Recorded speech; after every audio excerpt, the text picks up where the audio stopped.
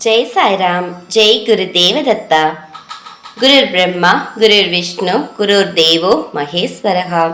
गुरु साक्षात् परब्रह्मा तस्मै श्री गुरुवे नमः।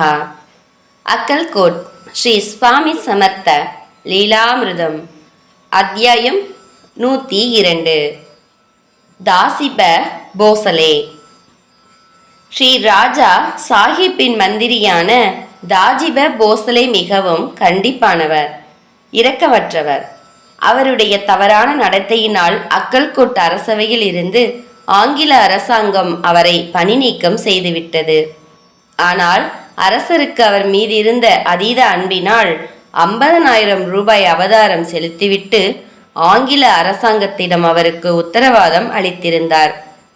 தாஜிப போசேவுக்கு மேலாளர் பணி அளிக்கப்பட்டது. ஒரு நாள் ஸ்ரீ சுவாமி சமர்த்தர் நரசிங்க ராவ் போசலேவின் வீட்டில் அமர்ந்திருந்த போது திடீரென கடும் கோபம் அடைந்து அவருடைய முகம் தங்கம் போலானது.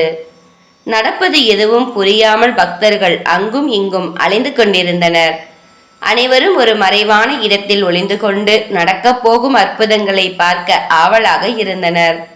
ஸ்ரீ விஸ்வராவ் மானே சற்று துணிவு மிகுந்த பக்தர்.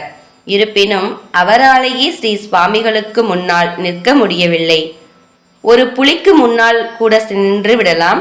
ஸ்ரீ சுவாமி மகாராஜ் கோபமாக இருக்கும் போது எவருக்கும் அவர் முன் நிற்கும் துணிச்சல் கிடையாது என்று கூறுவார். மகாராஜ் மிகுந்த கோபத்துடன், ஏ மாத்ராக்கனி, கெட்ட வார்த்தை, ஏன் கேலி செய்கிறாய்? இந்த கழுதை என் தாயுடன் உறவு கொண்டவன். இவன் ஒரு ஹரஹாகோர், அதாவது தந்திரக்காரன், திருடன், சாலே. யார் இந்த ஜாஜாவை இங்கு அழைத்து வந்தது? போலீஸ் அவனை கண்டுபிடித்து கைது செய்வார்கள் என்று கோபமாகவும் கூச்சலிட்டார். அவ்வாறு கூறிவிட்டு சில நிமிடங்களுக்கு பின்னர் அமைதியாக இருந்து கொண்டார். எவரையும் அவருக்கு அருகில் வருவதற்கு அனுமதிக்கவில்லை. இவை அனைத்தையும் யாரோ ஒருவர் அரசரிடம் தெரிவித்தார். ஸ்ரீ சுவாமிகள் இவ்வாறு கூறுகிறாரே என்று அரசர் விழிப்புடன் இருக்க வேண்டாமா? செல்வம் அவர் கண் முன்னே மறைந்தது. அரசர் தாஜிபா ஒரு விலைமதிக்க முடியாதவன் என்று எண்ணிக்கொண்டிருந்தார். தாஜிபா அக்கல்கோட் வந்த பிறகு ஆட்சியில் பல குளறுபடிகள் ஏற்பட்டன. சிறு சிறு குற்றங்கள் எல்லாம் கடுமையான தண்டனை விதிக்கப்பட்டன. அவருக்கு சாதகமாக சில மந்திரிகள் இருந்து கொண்டு மக்களை சித்திரவதை செய்தனர். பூ திருடியதற்கு கூட தூக்கு தண்டனை வழங்கப்பட்டது. அரசரின் தூரத்து உறவினரான பாபு சாஹேப் நிமில்கர் பகேஹலி என்னும் இடத்திற்கு சிற்றரசராக இருந்து வந்தார். அவர் ஒருவரின் மீது செருப்பை தூக்கி எறிந்ததற்காக குற்றம் சாட்டப்பட்டார்.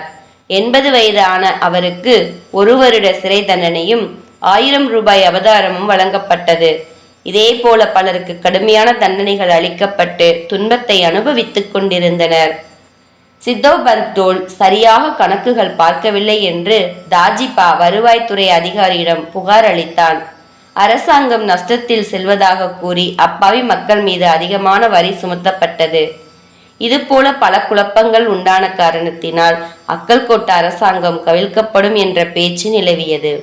அச்சமயத்தில் காடே என்கின்ற நகரில் இருந்து ஒரு பண்டிதர் அரசருக்கு புத்திமதி சொல்வதற்காக வந்திருந்தார். அவர் ஏன் இங்கு வந்திருக்கிறார் என்று அரசர் கேட்டதற்கு, ஒரு அரசனுக்கு நல்ல புத்திமதி கூற வேண்டியது அண்டைய அரசாங்கத்தின் கடமை என்று கூறினார். அவர் அரசியல் நெறிமுறைகளை எடுத்து கூறிவிட்டு புராணத்தில் இருந்து ஒரு கதையை கூறினார். நூற்றுக்கணக்கான மக்களை ஏமாற்றிக்கொண்டு ஒரு கப்பல் சென்று கொண்டிருந்தது. அந்த கப்பல் மூழ்கும் நிலை உருவானது. அப்போது ஒரு மீன் வந்து ஒரு குறிப்பிட்ட மனிதரை அந்த கப்பலை விட்டு வெளியேறினால் கப்பல் பாதுகாப்பாக தரையிறங்கும் என்று கூறியது.